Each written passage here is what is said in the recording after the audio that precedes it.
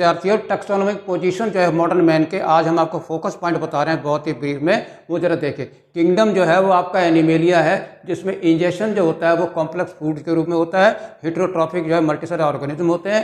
दूसरा पॉइंट जो आपका वो जो है फाइलम, इसका कॉर्डेटा है, जिसमें नोटोकार्ड होती है और फेरेंजियल गिल क्लेफ्ट होती है, 4 चैम्बर्ड हार्ट होता है और हॉलो डॉर्सल नर्वस सिस्टम होता है। ये खास पॉइंट इसके होते हैं।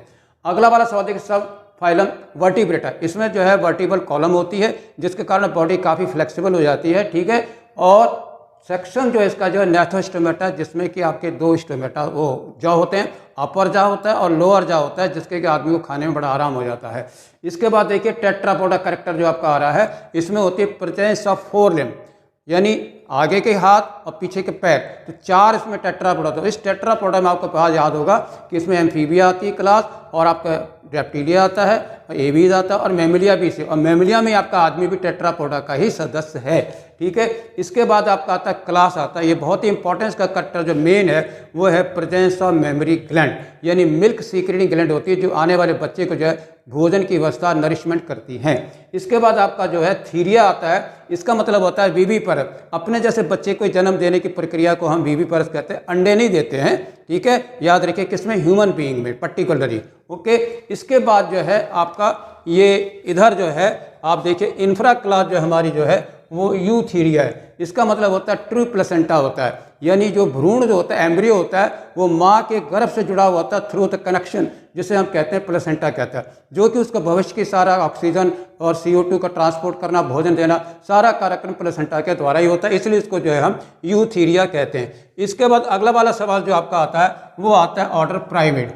इस प्राइमेट में क्या होता है, डिजिट्स को होते हैं, जो हमारे देखिए नाखून होते हैं, तो केवल इसके अंदर प्राइमेट में नाखून होते हैं, जिसमें आपका मंकी भी आ जाता है और उसके साथ साथ आपका जो है आपके एप्स आ जाते हैं और मैन आ जाता है। 3 लोग होते हैं जिनके उंगलियों के ऊपर क्या है, नेल्स पाए जाते हैं। ये एक्सटर्नल स्केलेटन होता है, ये खास करैक्टर आपका प्राइमेट का होता है।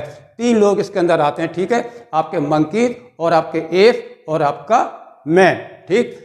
आप होता है सब एंथ्रोपोडिया, इसमें क्या होती है, प्रेजेंस ऑफ फेशियल मसल होते हैं, जो कि हमारे चेहरे के हाव भाव को बदलते रहते हैं। कभी हमें गुस्सा होना होता है, कभी हमें डरना होता है, कभी डराना होता है, तो इस तरह के भाव को प्रकट करने के सबसे पहली बार एंथ्रोपोडिया के अंदर ही उपस्थित हुआ, जिसे हम कहते हैं प्रेजेंस ऑफ फेशियल मसल को कहते हैं। इसके बाद आपकी फैमिली जो है वो आपकी होमिनिडी आती है, इसमें जब इरेक्ट पोस्चर आ जाता है, इसमें होता है कि इरेक्ट बॉडी में आपकी वर्टिबल कॉलम सीधी हो जाती है और एंटीरियर हिस्सा जो आपका सामने होता है। आपने देखा होगा गाय भैंस में साइड में आंखें होती हैं, लेकिन मनुष्य में आंखें हमारी सामने आ जाती हैं, तो हमारा 3 डायमेंशनल स्ट्रक्चर बन जाता है। वो सारे गुण जो है होमिनिडी इरेक्ट पोस्चर में आते हैं। और जीनस इसका जो होता है वो होमो होता है, क्योंकि पूरी दुनिया में मनुष्य जो मोनोटिपिक स्पीसीज है, केवल एक ही जाति पूरे विश्व में पाई जाती है, दूसरी जाति इसकी नहीं है, ठीक है।